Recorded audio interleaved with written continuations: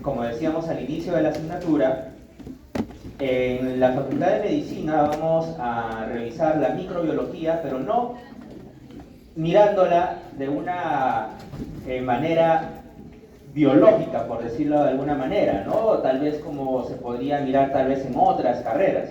En esta carrera ustedes más bien están estudiando microbiología, ¿por qué? Porque son los microorganismos los que van a ser los agentes causantes ¿de qué? De las enfermedades que ustedes van a terminar tratando, curando, pero primero identificando. Evidentemente, para poder identificar una enfermedad, ¿qué necesitan? Decíamos la semana pasada, necesitan identificar primero, encontrar cuál es el agente causante, porque para una enfermedad, ¿qué se requiere después? Se requiere que puedan instaurar ustedes un tratamiento, ¿correcto?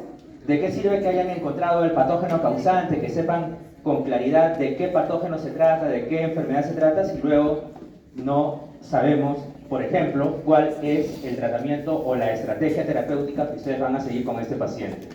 Bien, entonces, hoy día vamos a empezar con los patógenos que afectan al sistema nervioso. Ya saben ustedes que vamos a ir de 2 semanas en 2 semanas.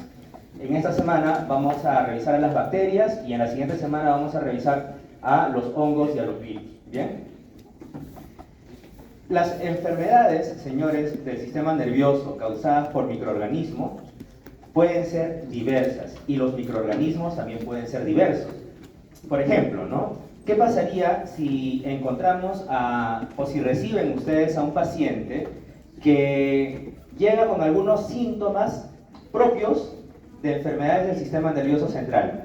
Yo me imagino que si han leído ahí el libro Murray, si le han dado una mirada a la presentación en el aula virtual, ya más o menos conocerán ustedes algunos signos, algunos síntomas propios del sistema nervioso central. Por ejemplo, doctor, irritabilidad, por supuesto, ¿no? Confusión.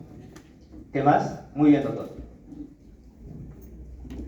¿Dolor de qué? Dolor de cabeza, ¿qué más? De espalda, de nuca, rigidez de nuca. ¿Correcto? ¿Qué tiene que ver eso con un síntoma del sistema nervioso central? Tiene mucho que ver, ¿verdad? Porque, por ejemplo, una enfermedad del sistema nervioso central causada por estas bacterias es la meningitis bacteriana. La meningitis bacteriana. Entonces la meningitis se traduce en signos y síntomas muy conocidos, como los que mencionó su compañero, pero especialmente en aquellos signos y síntomas que afectan de manera física, por decirlo de alguna manera. Dolor de cuello, dolor de nuca. ¿Revisaron ustedes el signo de Kerning, el signo de Brudzinski? Son pruebas, la prueba de Kerning, la prueba de Brudzinski, que van a hacer ustedes con sus pacientes. No voy a preguntar de manera indistinta quién leyó sobre el signo de Kerning y el signo de Brudzinski, pero son ustedes quienes van a tener que hacer ese ejercicio con su paciente para ver si es que hay una reacción positiva o si es signo positivo, para poder ustedes enfocarse o más o menos tener una orientación sobre qué puede estar sucediendo con ese paciente. Bien, y para eso vamos a leer primero como decimos con el doctor Pareja, ¿no? Un problema de microbiología. Así como hay problemas de matemáticas, como hay problemas de otras asignaturas, también tenemos problemas de microbiología, que son finalmente los problemas que ustedes van a tener que resolver ustedes en el día a día cuando estén con sus pacientes, todos ustedes ahí. ¿Qué es un problema de microbiología? Un problema en el cual viene un paciente con, doctor, tengo este síntoma, tengo este dolor,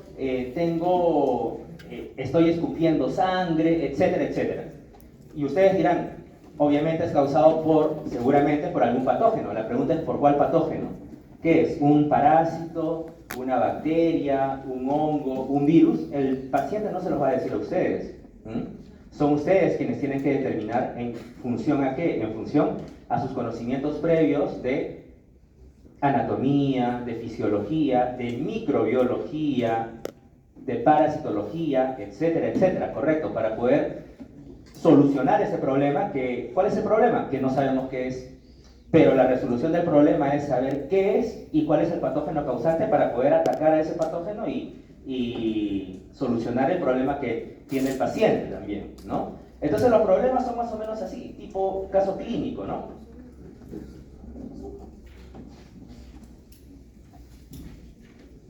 Está con poca pila este puntero, pero vamos a darle lectura, por favor, a este problema de microbiología. A ver, ¿quién sería tan amable de ayudarme? Doctor, ¿usted me ayudaría, por favor, leyendo el cuadro A, el primer cuadro?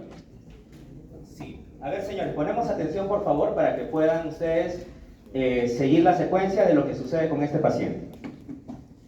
Relato del caso. Un joven de 20 años, estudiante universitario, es trasladado al servicio de urgencias a principios de enero con un cuadro de 12 horas de duración, consistente con fiebre alta, escalofríos y cefalea intensa.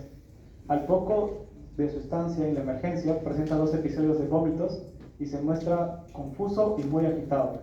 Es ingresado en el hospital y en las primeras 2 horas desarrolla lesiones cutáneas purpúricas. Con anterioridad a este episodio se encontraba en buen estado de salud.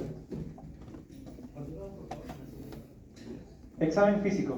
Signos vitales. Temperatura 39.9 grados centígrados. Pulso 124 por minuto. Frecuencia respiratoria 38 por minuto. Presión arterial 71 sobre 54 mililitros de mercurio. Exploración física. El paciente es incapaz de responder a preguntas o seguir órdenes. Se detecta rigidez de nuca, así como un exantema purpúrico en extremidades. Examen sanguíneo. Hematocrito 40%. Recuento leucocitario 2.400 por microlitro. Recuento diferencial PMN 55%. Plaquetas 24.000 por microlitro. Bioquímica sérica, urea 24 miligramos por decilitro. Creatinina 1,6 miligramos por decilitro. Fibrinógeno 80. Perfecto. Muy bien, gracias a su compañero que nos ha leído el caso de este paciente. Entonces, está claro cuál es el correlato de los hechos, ¿correcto? Pero de manera especial tenemos ahí en rojo aquellos datos o aquellos síntomas que son los que más nos deben llamar la atención porque están relacionados al posible agente causante que pueda estar produciendo este cuadro. Entonces, es un paciente para empezar, ¿no? ¿Es niño o es adulto, no? Y es un adulto, ¿correcto? 20 años, es hombre, va a la emergencia, va justo al hospital y va a la emergencia. ¿Por qué? Porque tenía fiebre alta. Bueno, si nos dicen fiebre pueden ser 50.000 cosas, ¿no es cierto? Pero ¿qué más? Escalofríos, también cefalea intensa. Yo me imagino que si reciben ustedes un paciente con fiebre, con escalofríos y con cefalea, pueden ser mil motivos, ¿no? 1000 causas. Pero acá viene lo importante. Es ingresado en el hospital y en las siguientes horas desarrolla lesiones cutáneas purpúricas. ¿Qué tipo de lesiones? Lo que se conoce como exantema purpúrico. ¿Vieron ustedes alguna foto de cómo es el exantema purpúrico? En las extremidades, en las piernas, en los brazos. El exantema purpúrico. Esta coloración roja, morada, ¿no? Como si hubiera un sangrado interno, pero que se traduce en la superficie de la piel, ¿sí? Ese es el exantema purpúrico. Entonces, muy importante. ¿Y qué más hay de importante? Bueno, tiene una presión de 71/54, ¿no? Está hipotenso, y se detecta rigidez de nuca. Entonces, hasta ahí, yo les diría, o les preguntaría, ¿qué es lo que está sucediendo con este paciente? ¿Está enfermo de qué? ¿De alguna enfermedad gastrointestinal? ¿De transmisión sexual? ¿Respiratoria? ¿COVID? No, ¿verdad? Si nos dice rigidez de nuca, y si nos dice, ¿qué más? Exantema purpúrico, etc., lo más probable es que esté relacionado a una enfermedad del sistema nervioso central, ¿no? Rigidez de nuca. No dice acá, creo, pero no, se muestra confuso y muy agitado, ¿no? Su compañero precisamente decía que cuando hay una afectación del sistema nervioso central, el paciente pues está confuso o tiene irritabilidad o, por ejemplo, no está atento, ¿no?, a las preguntas que le hace. Hay una afectación evidentemente de nivel meningio, de nivel encefálico, ¿ok? Entonces, Ya estamos claros que estamos en la clase del sistema nervioso central, ¿no? Nuca, confusión, exantema purpúrico. Ahora, la pregunta es, ¿qué será? ¿Un virus? ¿Qué será? ¿Herpes? ¿Cómo va a ser herpes? Dice el doctor. Sí, puede ser herpes, como vamos a verlo la próxima semana, porque el herpes también causa enfermedades del sistema nervioso central. ¿Qué podría ser? ¿Un hongo tipo Cryptococcus neoformans? ¿O una bacteria? Y si fuera una bacteria, ¿cuál podría ser? Listeria, Neisseria, Streptococcus.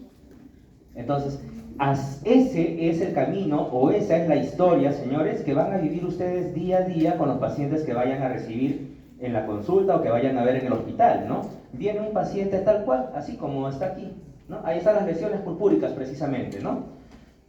La pregunta es, ¿qué será? Entonces, Haemophilus influenzae, Listeria monocitogenes. Listeria, ¿cómo adquirimos la listeria?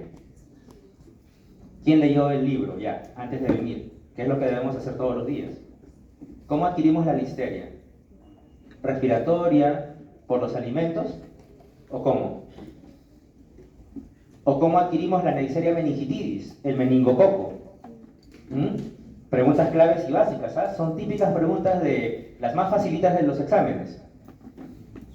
Ya me dirán luego cómo son las más complicadas. Doctor, sí. La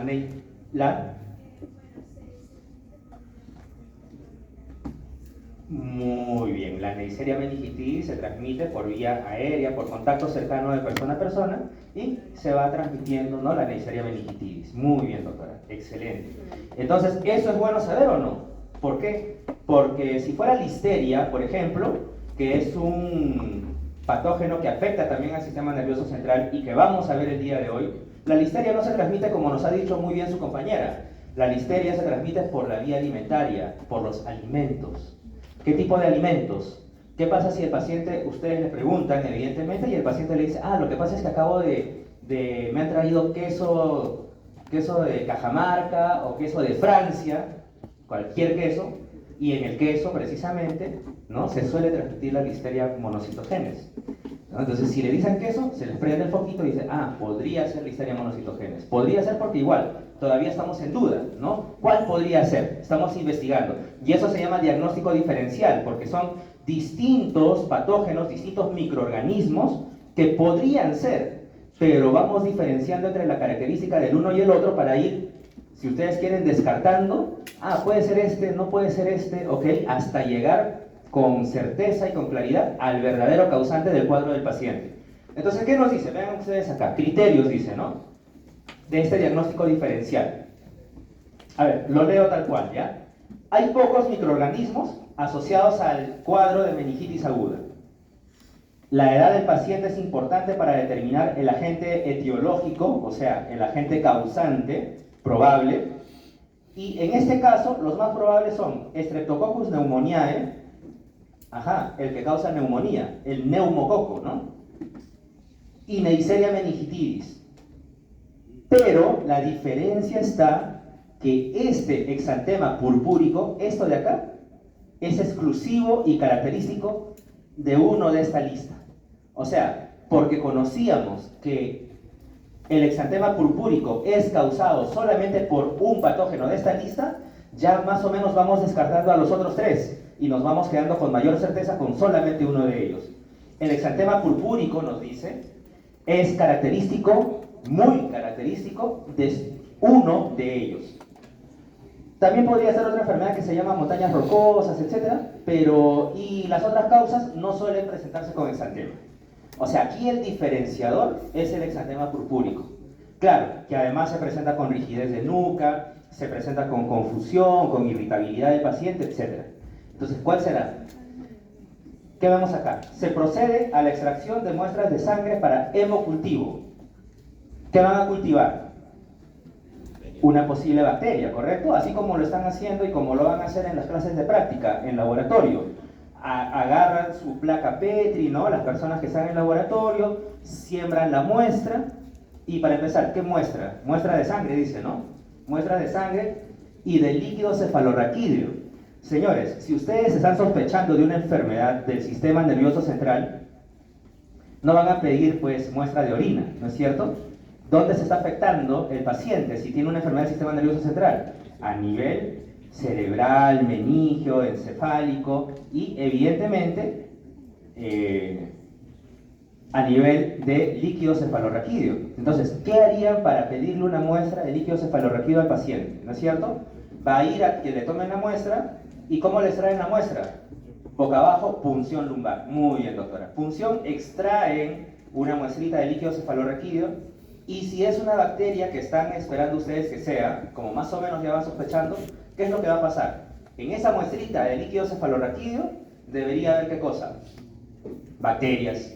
La bacteria causante, ¿no es cierto? La bacteria causante. En el laboratorio, llevan al laboratorio, crece la bacteria en el agar, ¿no? Después de un tiempo determinado y ven ahí las colonias de la bacteria, ¿no? Y se identifica de manera clara, esta bacteria es.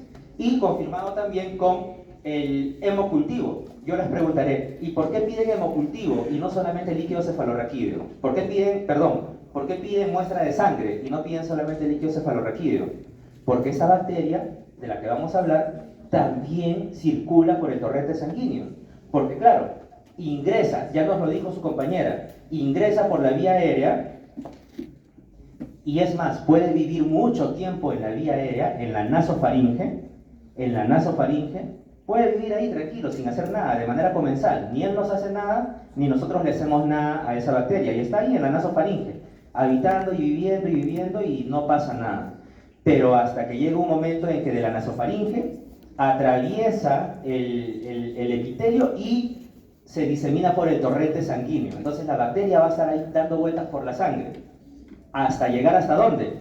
Al sistema nervioso central, para causar precisamente esta meningitis bacteriana, diseminarse al líquido cefalorraquídeo. Por eso es que podemos encontrar esta bacteria tanto en la sangre como en el líquido cefalorraquídeo, si fuera esta bacteria. ¿Sí? Entonces, en el análisis del líquido cefalorraquídeo se obtienen los siguientes resultados. Leucocitos, tanto, ¿no? Yo les pregunto, de lo que leíamos acá, ¿quién tiene claro cuántos son los niveles normales de leucocitos? ¿Cuántos son los niveles normales de plaquetas? ¿Cuántos son los niveles normales de urea, de proteínas, niveles normales de creatinina quinasa, si hablamos de tracto genitourinario? ¿Cuáles son los niveles normales de hemoglobina? ¿Alguien sabe? Para hombres y mujeres, hemoglobina. O hombres y mujeres tienen el mismo nivel de hemoglobina normal. ¿Cuáles son los niveles normales de glóbulos rojos?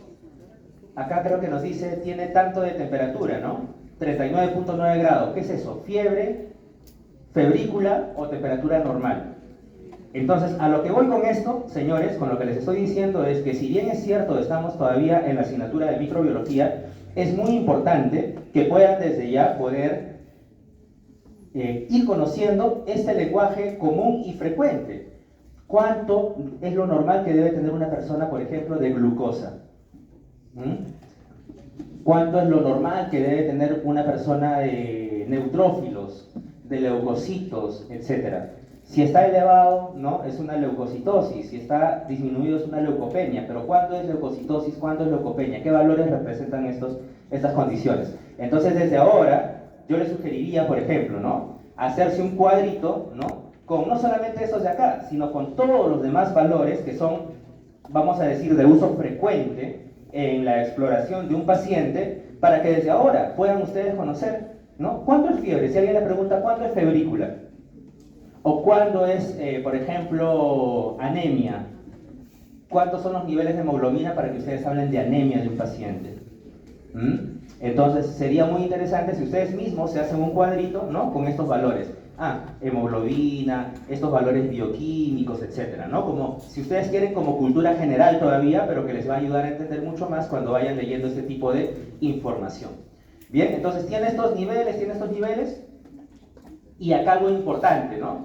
En la tinción de Gram del líquido cefalorraquídeo se observan numerosos polimorfos nucleares, o sea, glóbulos blancos.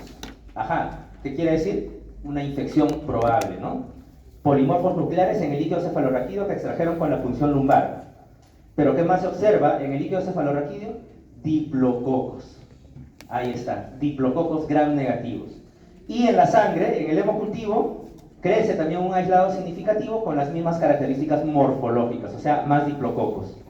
Entonces, ¿de quién estamos hablando? ¿Cuál es el diplococo de todos de esta lista? Neisseria meningitidis. Muy bien. Entonces, ya descubrieron ustedes que el paciente tenía o estaba infectado con una bacteria que se llama Neisseria meningitidis, conocida también como diplococo. Entonces, ¿fue fácil llegar a saber que era Neisseria meningitidis o no fue fácil? O más o menos fácil. Así, leyendo nada más lo que teníamos al inicio, ¿no? Paciente de 20 años, que ingresó a emergencia, que presentó estas petequias o exantema purpúrico, que tenía fiebre, escalofrío, cefalea, que tenía rigidez de nuca. Hasta acá podríamos sospechar, ¿no? Pero eso no es. Podría ser también un virus, ¿no? Si no fuera por el exantema purpúrico, no. Pero la pregunta es, ¿basta con que ustedes sospechen o tienen que confirmar? Hay que confirmar, ¿no es cierto? ¿Y qué hacen para confirmar? Lo que se hace para confirmar, precisamente, es las pruebas que le solicitan acá, ¿no es cierto? Pruebas de sangre, las muestras sanguíneas para que puedan ser cultivadas en el laboratorio, a ver si es la bacteria. ¿Qué pasaría si le piden una muestra sanguínea y el líquido cefalorraquídeo y no crece ninguna bacteria? ¿Qué harían ustedes? ¿O en qué pensarían entonces? Podría ser otro microorganismo, ¿no? Salud, podría ser otro microorganismo. ¿O qué pasa si no es ningún virus o si no es ningún hongo? Podría ser podría ser un tumor a nivel cerebral, ¿no es cierto? Podría ser un tumor. O sea, no fue causado por ningún microorganismo finalmente, sino que era más bien una condición inmunológica, oncológica, ¿no es cierto? Entonces, pero sí, la mayoría de las enfermedades infecciosas, obviamente, son causadas por los patógenos que estamos estudiando, ¿no? Sí. Fiebre de las montañas rocosas es una enfermedad, así se llama la enfermedad, fiebre de las montañas rocosas, causada por un patógeno que no es propio, que no vamos a estudiar en esta asignatura, que es más bien de Estados Unidos. Lo que pasa es que este libro es de literatura norteamericana, por eso es que lo menciona, ¿no? Pero nosotros ni lo vamos a ver. Bien, entonces, como decíamos, ahí están los diplococos de Neisseria meningitidis o meningococo. ¿Qué otra Neisseria conocerán ustedes? O van a conocer, ¿no? Gonorreae, Neisseria gonorreae o gonococo, que también es los dos son diplococos, Neisseria meningitidis y Neisseria gonorreae. Ahí los tenemos en la imagen, ¿no? Y obviamente es una bacteria que ya vieron ustedes en la clase 1, ¿no es cierto? Tiene pared celular, tiene citoplasma, etcétera, etcétera, ¿no? Pero alrededor de la pared celular tiene un montón de organelas, tiene un montón de, ¿cómo les llamamos?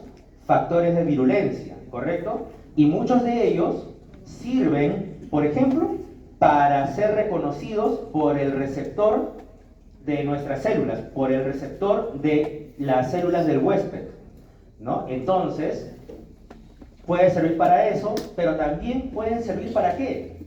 Algunas de estas estructuras que ven ustedes en la parte externa de la bacteria pueden chocar, si ustedes quieren, con nuestras propias células de nuestro organismo, y al chocar, ¿qué producen? Producen una reacción tóxica, ¿verdad? Producen toxicidad. Entonces también pueden ser esos los efectos de estas estructuras. Neisseria meningitidis y Neisseria gonorreae. Especie Neisseria, ¿verdad? ¿O género Neisseria? Género, muy bien. Primero es el género, después es la especie. El género es Neisseria y la especie, tenemos dos especies acá. Hay un montón de Neisserias, ¿no? Hay como 50 Neisserias, pero las que nos interesan para nuestro curso son Neisseria meningitidis, meningococo, meningitidis es la especie, y Neisseria gonorreae, gonococo, causante de la gonorrea, que vamos a estudiar en la semana 5, cuando veamos bacterias del tracto genitourinario. Como ven ustedes, son primos hermanos, ¿no? Son súper parecidas, son súper igualitas, ¿no? Salvo por uno que otro detalle, ¿no? Uno que otro detalle. Por ejemplo, el más resaltante es que esta Neisseria meningitidis tiene a su alrededor una cápsula, ¿no? El meningococo tiene una cápsula. ¿Qué creen que hará esa cápsula con esta bacteria? ¿A qué le ayudará? ¿Por qué le beneficiará? Le protege, claro, muy bien. ¿Le protege de qué, por ejemplo? de nuestro sistema inmune, ¿no es cierto? Es más fácil fagocitar una bacteria con cápsula o sin cápsula, sin, ¿verdad? ¿De qué más creen que le protege esta cápsula? Por ejemplo, de los fármacos, ¿no es cierto? Ante esta bacteria, y ustedes ya descubrieron que es meningococo, ¿qué le van a dar al paciente? Un fármaco antibiótico, más específicamente un fármaco antibacteriano, ¿no? Que dicho sea de paso, de los antibacterianos puede ser, pues, ya, eso será otra historia, ¿no? ¿Qué tipo de antibacteriano? Un beta-lactámico, una cefalosporina, ¿correcto? Y además, no cualquier antibacteriano, porque hay bacterias que, además de la cápsula, por ejemplo, se defienden contra los antibacterianos de otra manera. Producen unas sustancias que se llaman, por ejemplo, ¿no? Beta-lactamasas, que es una enzima, ¿no? Son enzimas. Todo lo que termina en asa son enzimas, ¿correcto? ¿Y para qué sirven las enzimas? Para desarmar, diluir, ¿no? Escindir, romper, ¿no? En este caso, una beta-lactamasa, ¿a quién va a romper? ¿A quién va a escindir? Al beta-lactámico, al antibiótico, al antibacteriano beta-lactámico, como la amoxicilina, por ejemplo, ¿no? Hay bacterias que producen beta-lactamasas, ¿correcto? Y una beta-lactamasa, ¿a quién va a romper? Al antibacteriano beta-lactámico, al anillo beta-lactámico, que forma parte de la estructura de este tipo de antibióticos. Entonces, la bacteria también se defiende con beta-lactamasas, con sustancias, con cápsulas, etcétera, etcétera. ¿Bien? Entonces, es mucho más probable que la gravedad de la enfermedad sea muy importante, porque no solamente por la toxicidad que causa esta bacteria, sino porque además no es que causa toxicidad y que es fácil de destruirla, sino que más bien tiene distintos medios de protección por los cuales no se le puede destruir fácilmente a esta bacteria, ¿no? Entonces, ¿qué más tiene alrededor? Tiene un montón de estructuras, proteínas, pili, ¿no? Esta proteína de opacidad tipo A, tipo C, etcétera, y vean ustedes cómo estas proteínas y estas estructuras están relacionadas de manera específica a estos receptores. Receptor de fibronectina, estas son nuestras células, ¿no? Receptor de fibronectina, el receptor de parina, el proteoglicano de paransulfato, etcétera, etcétera. Entonces, estas estructuras, señores, ¿qué quiere decir acá? Que se unen de manera específica, resalto la palabra específica, a los receptores de nuestras células. ¿Qué quiere decir específica? Quiere decir que este pili, ¿no? Interactúa con este de acá, y no interactúa con esta de acá, ¿correcto? O que esta proteína de opacidad C interactúa solamente con estas, pero no con estas, o sea, son sumamente específicas. ¿Para qué creen que es importante esto? Para que en primer lugar la bacteria sea reconocida, ¿no es cierto? Y luego de ser reconocida, ¿qué va a suceder? Se va, entre comillas, enganchar a nuestras células, ¿correcto? ¿Para qué? Para a partir de ahí poder diseminarse, poder internalizarse en otros órganos, en otros sistemas y llegar así hasta el sistema nervioso central. Vean ustedes, ¿dónde se va a enganchar, por ejemplo? ¿No? Como decíamos, enganchar. Ya nos decía su compañera al inicio que esta bacteria, Neisseria meningitidis, se transmite por la vía aérea, conversando, ¿no? Seguramente muchos de nosotros tenemos a esta bacteria. ¿Y en dónde? En la nasofaringe. Ahí abren la boca, ¿no? Le dicen, entonces acaban de encontrar un montón de meningococos. ¿Cuál es la diferencia? La diferencia está en que seguramente nosotros o un paciente inmunocompetente va a tener a este meningococo ahí por días, por meses, por años. El meningococo vive ahí, en la nasofaringe, habita de manera, ¿cómo se llama esa manera? Comensal, ¿verdad? Comensal, ¿no? No es una forma parasitaria, sino es una forma comensal. Es decir, ¿no? Él habita ahí, ni nosotros lo destruimos, ni él nos afecta de manera importante, ¿no? Y vive, y vive, y vive ahí, ¿ok? Ahí, de esa manera. Mientras un paciente sea inmunocompetente. Pero, ¿qué sucede cuando ese paciente inmunocompetente, que mientras es inmunocompetente, tiene viviendo al meningococo aquí en la nasofaringe, ¿no? En el moco, ¿no? Ahí está el moco, ahí están los meningococos, ¿no? Y es más, acá pueden llegar un montón de estructuras propias nuestras, neutrófilos, etcétera, a convivir con el meningococo y más bien le pueden proveer ¿de qué? De alimento al meningococo. Y el meningococo está ahí feliz viviendo en nuestra nasofaringe. Hasta que ese paciente inmunocompetente disminuye su sistema inmune y ocurre un mecanismo por el cual este meningococo que está viviendo acá, ¿qué va a hacer? Va a atravesar estas células del epitelio de la nasofaringe. Si las atraviesa, ¿a dónde se va a ir? Va a ingresar, ahí está, ¿no? Se daña la capa, ¿no? Del moco, etcétera, ingresa, atraviesa el epitelio y se va ¿a dónde? Al torrente sanguíneo. Se va al torrente sanguíneo. ¿Al torrente sanguíneo para qué? Para diseminarse a distintos órganos, a distintos sistemas y a órganos importantes como el cerebro, las meninges, etc. Muy bien. Entonces, sí seguimos la idea, ¿correcto? Habita de manera comensal, pero ocurre un fenómeno por el cual el meningococo atraviesa la capa de la nasofaringe y ya me dirán ustedes cómo se llama esta forma de atravesar la capa de la nasofaringe, porque si nosotros tenemos nuestras células, ¿no? De cualquier tipo de epitelio, las células ordenaditas, que ustedes conocen muchísimo mejor porque acaban de llevar histología, ¿verdad? ¿No? ¿Cómo una bacteria cualquiera sea atraviesa ese epitelio? ¿No? Acá tenemos un epitelio. Hay una forma así, ¿no? Por el medio de dos células. ¿Cómo se llama esa forma?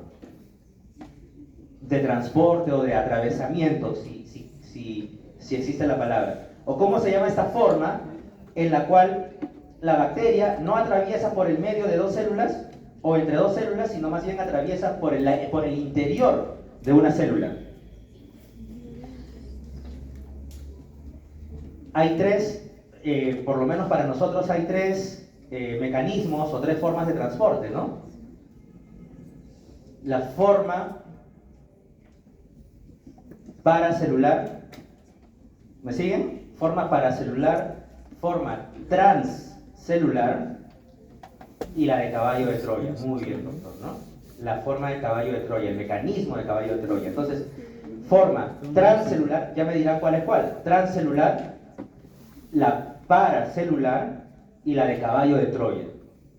¿No? Caballo de Troya, yo les digo, por ejemplo, es ese mecanismo en el cual una bacteria puede meterse, puede introducirse en un macrófago, por ejemplo, o en un neutrófilo, en un macrófago, y como en la historia del caballo de Troya, ¿no es cierto? Que los malos se metían en el caballo y entraban a la ciudad. Lo mismo ocurre con ese mecanismo del caballo de Troya, por eso se llama así, el Trojan Horse, ¿no es cierto? En inglés. Ingresa la bacteria a nuestras propias células y nuestras propias células son las que transportan la bacteria a distintos órganos y a distintos sistemas. Ese es caballo de Troya. Y los otros son vía transcelular y vía paracelular. ¿Estamos? Entonces, ¿para qué es importante este transporte? Para que precisamente la bacteria atraviese estas células. ¿Por qué quiere atravesar la bacteria estas células? Porque quiere diseminarse, se va a diseminar. ¿Hacia dónde se va a diseminar por la sangre? A los distintos órganos y sistemas.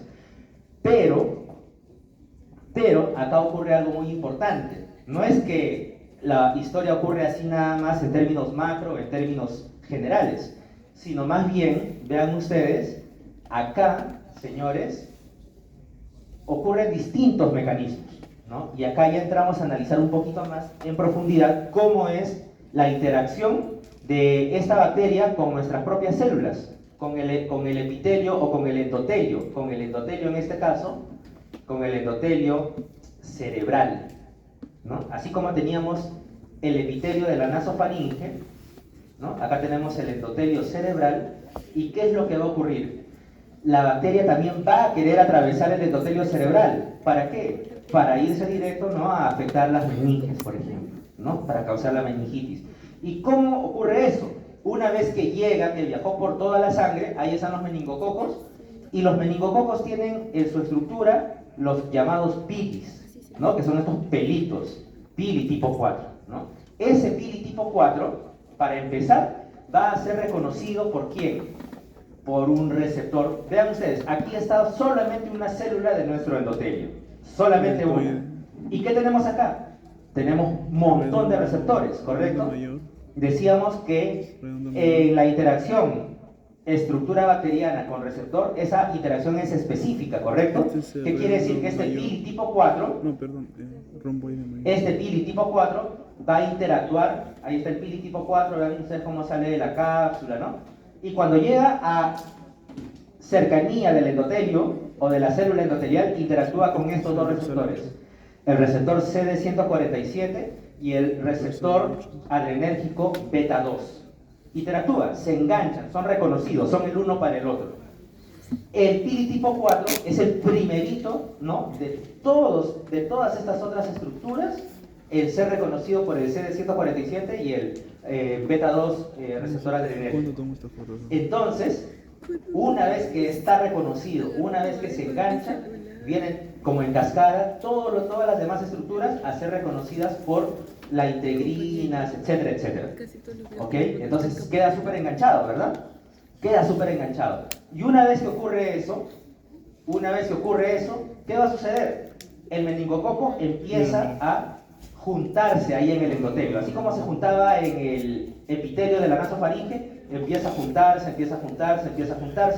y esa presencia del meningococo va a producir algunas reacciones propias dentro de la célula endotelial, ¿no? Se van a activar algunas proteínas tipo esrina, estas actinas que están dentro de nuestras células van a empezar a desacoplarse, van a empezar a deformarse, etc. Y eso trae como cascada una serie de otros efectos, ¿no? Por ejemplo, la separación de otras proteínas que son las que mantienen unidas a nuestras células, porque nuestras células no es que estén ahí como ladrillos sin cemento al medio, ¿verdad? Hay un pegamento al medio de cada célula, esas son proteínas. Por ejemplo, ¿no? ¿Cuáles recuerdan ustedes? ¿Si han visto eso en histología? Caderinas, ocludinas, claudinas, muy bien, doctor, ¿no? Excelente, ¿no? Esas proteínas que son las que mantienen unidas a nuestras células van a empezar a separarse. ¿Por qué? Por efecto precisamente de la interacción entre la bacteria y estas otras proteínas, esrina, actina, empiezan a deformarse. Y al deformarse, ¿no? Al deformarse con acción de otro tipo de proteínas como esta enzima, ¿no? La metaloproteinasa, ASA, ¿no es cierto? ASA, enzimas, metaloproteinasa empiezan a romper, a separar estas uniones, ¿no? Estas uniones. Y al romperse, al separarse, ¿qué va a ocurrir? Hay campo libre, vean ustedes, se forma un canal para que las bacterias puedan pasar por ahí, ¿no? Y ahora pregunto nuevamente, ¿cómo se llama esta interacción, esta forma de atravesar? ¿Transporte paracelular o transporte transcelular? ¿Paracelular, seguros? Sí, ¿verdad? Paracelular. Cuando atraviesa por el medio de dos, o mejor dicho, entre dos células, es el medio paracelular, ¿no? Y el transporte transcelular, ¿no? Sería este de acá que veíamos más arriba, ¿no? Acá, ahí está, ¿no? Cómo atraviesa la nasofaringe por el medio, adentro, o sea, ingresa a la célula y luego vuelve a salir, ¿no? Transcelular, que atraviesa la célula, ¿no? Ahí se pueden acordar, ¿no? Trans y atraviesa, ¿no? Trans y atraviesa. Se parecen las palabras, ¿bien? Entonces, ¿está claro esto, señores? Atraviesa la célula por dos maneras y a dos niveles. En primer lugar,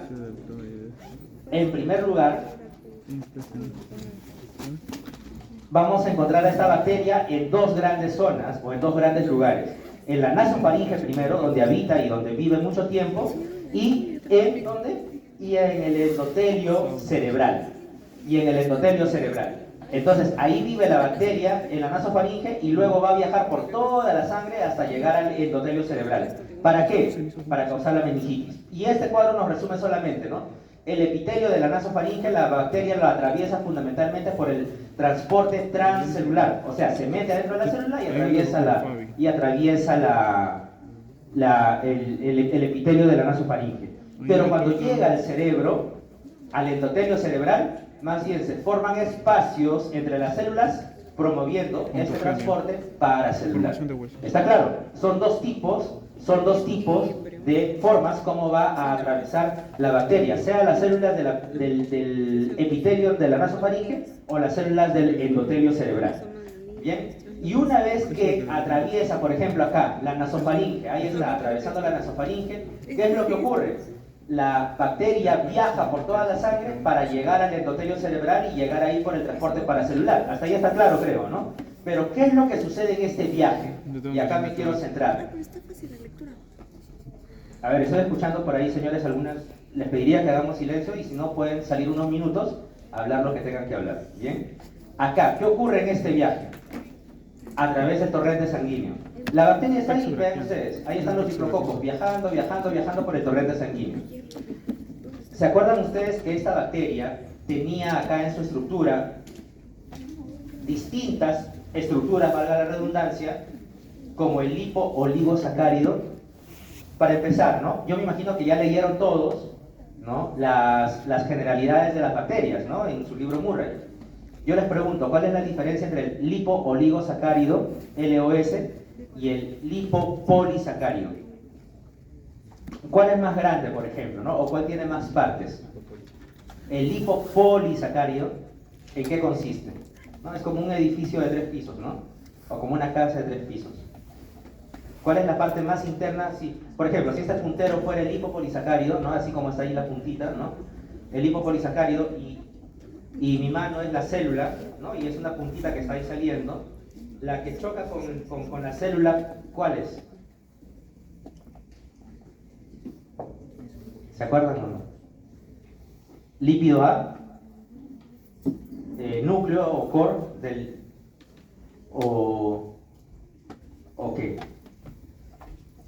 Ojo, eso es importante que vayamos fijando porque el lipopolisacárido tiene 3 estructuras, como les dije. Ya no se las voy a decir, les iba a decir pensando que todos me iban a responder en coro. Pero van a tener que buscar en el capítulo número 1 cuáles son las partes del lipopolisacárido y por ende cuáles son las partes del lipo-oligosacárido. Si el lipopolisacárido tiene 3 partes, el lipo-oligosacárido tiene solamente 2 partes. Tiene solamente 2 partes. Ya van a buscar ustedes cuáles son esas 2 partes. Una de esas 2 partes del lipo-oligosacárido, ahí se ve inclusive, ¿no?, una negrita y una blanquita. Ahí está. Una de esas 2 partes es la que va a producir reacciones. ¿En dónde? Es la que va a producir reacciones acá, en el epitelio vascular. Cuando está viajando por el torrente sanguíneo la bacteria, está chocando con las paredes de la vasculatura, ¿correcto? Está chocando. Y en esos choques, al chocar y chocar, esa partecita que ustedes van a buscar del lipo-oligosacárido, ¿no?, una de 2, va a producir una reacción tóxica en esas paredes por donde está viajando.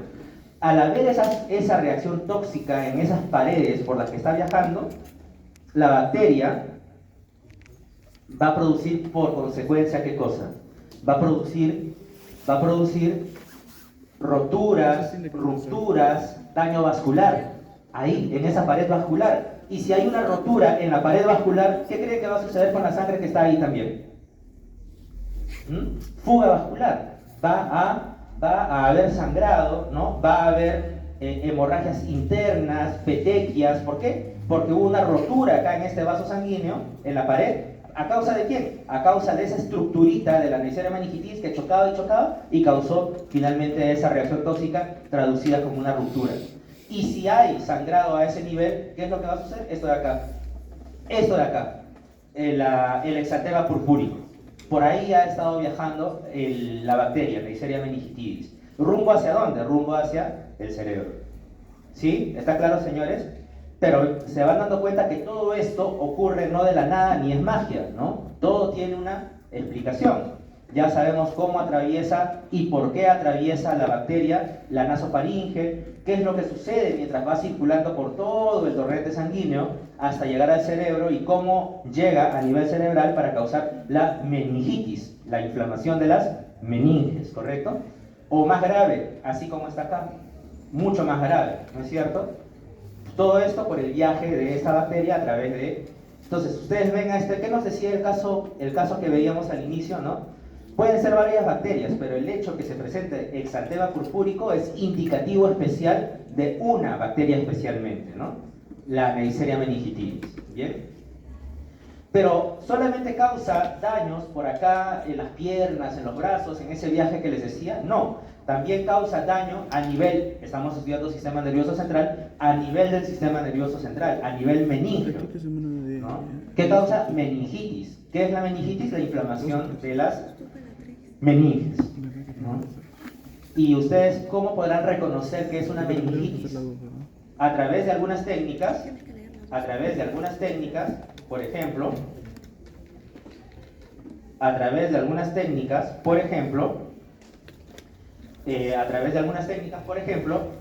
el signo de Kerning y el signo de Brunzinski. ¿Cómo es el signo de Kerning y cómo es el signo de Brunzinski? Ustedes mismos lo van a hacer, ¿no? Con el paciente ahí en la camilla. ¿Cómo es el signo de Kerning? ¿O en qué consiste, mejor dicho? ¿En qué consiste el signo de Kerning? Ven ahí a una persona echada, ¿no es cierto? Echada, un niño echado. ¿Y qué sucede con el médico? El médico le está levantando las piernas, ¿correcto? Le levanta las piernas, primero en 90 grados, como ven ahí, pero luego lo estiran un poquito más, ¿no? La estiran un poquito más la pierna. Y el signo de Kerning positivo es aquel en el cual, al hacer esta operación, el niño más bien siente un dolor especial, ahí se contrae de dolor. ¿Ya? Ese es el signo de Kerning. ¿Ok? Y el signo de Brunzinski es este en el cual tienen al niño echadito ahí y el médico le levanta la nuca, más bien le levanta la cabeza, y al levantarle la cabeza, así, automáticamente, el niño va a flexionar las piernas. Eso es indicativo de daño meningio. Eso es indicativo de dolor porque hay una afectación meningia. ¿Ya? Entonces, tienen ustedes dolor de nuca, signo de Kerning, signo de Brunzinski, tienen en el hemocultivo y en el líquido cefalorraquídeo encuentran bacterias, entonces todo el exantema purpúrico en las piernas, en los brazos, todo eso recién nos lleva a pensar ¿qué cosa? En una bacteria. Y ahí ustedes ya leerán en el libro Murray cuál es el tratamiento farmacológico indicado para la meningitis bacteriana. ¿Bien? Porque no es cualquier antibiótico, ¿no es cierto? Ya me dirán ustedes cuál es el tratamiento indicado para la meningitis bacteriana. La meningitis bacteriana, o la meningitis, perdón, tiene distintas, han escuchado ustedes hablar de las cepas, los serotipos, ¿no? Ya vamos a ir profundizando en eso poco a poco, ¿no? Inclusive para los virus y para las bacterias, ¿no? Entonces tenemos el tipo A, tipo B, C, y también las tres últimas letras del abecedario, ¿no? X, Y, Z, y W también, ¿ok? Entonces, estas, X, Y y W, ¿no es cierto? En algunas regiones son más prevalentes algunos tipos, en otras regiones son menos prevalentes otras, pero hay una zona especial en África que se llama el cinturón de la meningitis, ¿no? ¿Por qué? Porque siempre suelen haber brotes ahí, especialmente con estos tipos que vemos acá, ¿no? Entonces, en África, ¿no? Es por ejemplo como ahora la viruela del mono, ¿correcto? La viruela o monkeypox, ¿no? La viruela símica, ¿no? Que también por muchos años ha estado aquí alojada, confinada, ¿no? En el Congo, por ejemplo, y ahí ha estado la viruela símica, ¿no? A diferencia de la viruela humana, ¿se acuerdan ustedes? Creo que el doctor Pareja les hablaba sobre la viruela humana en la primera clase, ¿correcto? ¿No? La historia de los españoles y la conquista, lo que siempre cuenta él, ¿correcto? Entonces, ahí hubo un intercambio de enfermedades, ¿no? Los conquistadores nos trajeron enfermedades y nosotros les dimos enfermedades también a los europeos. Entonces, esa viruela que ha estado por mucho tiempo se erradicó gracias a ¿quién? A la vacuna, ¿no? Ya no hay viruela humana ya en el mundo, gracias a la vacuna contra la viruela. Pero esta viruela símica es una prima hermana más bien de esa viruela humana. Entonces, esa viruela humana, que ya no existe, ahora tenemos la viruela símica o monkeypox, ¿no? Que ha estado en África por bastante tiempo, ¿no? Por varios años por lo menos, no bastante tiempo, pero sí algunos años. Y ahora ha aparecido, ¿no? Una nueva, se le llama clados, ¿no? Un clado, ¿no? Así como tenemos serotipos, tipos, vamos a ir luego hablando ya de eso, no vamos a profundizar. Pero un nuevo clado que más bien tiene la posibilidad de contagiarse mucho más fácil y de ser más grave, ¿no? Y ahora está en Europa, por ejemplo, ¿no? La viruela del mono, la viruela simia. Bien, pero continuamos con eso. ¿Está claro? Meningitis, señores. Yo te dije eso. Sí, dice el doctor. Muy bien, perfecto. Vamos a ir unos minutos rápidamente con este segundo caso. Ya hemos hablado de un adulto de 20 años, ahora vamos a hablar de un niño, ¿no? Ahí está el niño recién nacido, un lactante, ¿no? A ver, ¿quién me ayuda? ¿Alguien me ayudaría, doctores? Ustedes, por favor. Doctora, sería tan amable. Leemos el relato del caso. A ver, señores, atención, por favor. Un lactante varón de 3 semanas es trasladado al servicio de urgencias con un cuadro de 24 horas de fiebre, rechazo del alimento, irritabilidad y una convulsión que ocurrió en los instantes previos a su llegada de emergencia. Se trata de un nacido prematuro, 32 semanas de gestación, de parto vaginal normal, con un peso muy bajo, 1.490 gramos. Estudio de imagen. La tomografía de cráneo es normal. Muy bien, perfecto, hasta ahí. Muy bien.